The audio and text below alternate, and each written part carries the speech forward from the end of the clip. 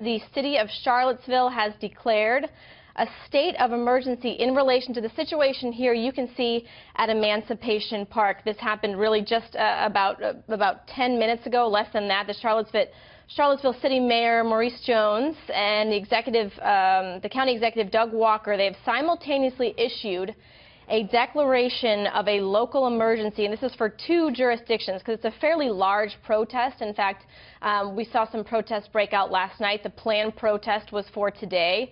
Officials didn't know exactly how many people were going to arrive. They had an estimate anywhere. It was a wide range between 2,000 and 6,000. Obviously, right now it's still developing, so we certainly don't know how many people are there. But this joint declaration does allow local officials to request additional resources, and that is an ongoing situation here in the community.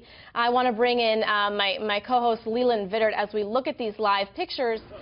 Leland, and a lot of authorities say it can be sort of confusing for folks who are there because you do see men and women who are openly carrying weapons. A lot of them are in what looks like army fatigues at this rally, and this is a difficult situation for authorities. They said last night that they weren't necessarily incredibly prepared for the rally that happened last night because it was planned for today. So you can see here we're looking at some live pictures, and I want to bring you in because this is something that unfortunately you would see here, people using pepper spray against each other. I mean, this is a fairly violent situation that authorities don't really have a good grab on, and then we see the city here declaring a local emergency.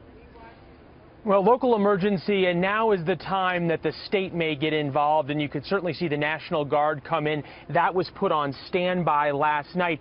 Big picture here, the city of Charlottesville made a decision to remove a statue of Confederate General Robert E. Lee from what is called Emancipation Park, and a group of white nationalists decided they wanted to come in and protest the removal of that statue. There was a lawsuit about whether they could or could not protest. They won that lawsuit, and that's when we saw the skirmishes break out last night with the chants of White Lives Matter, and now we see that same violence today. And Liz, as you point out, when you have people openly carrying weapons, and you're legally allowed to do that in the state of Virginia, it is combustible beyond words, and the police who are there in their riot gear have a very difficult time discerning who is going to be on their side, if you will, and who they very well may want to cause harm.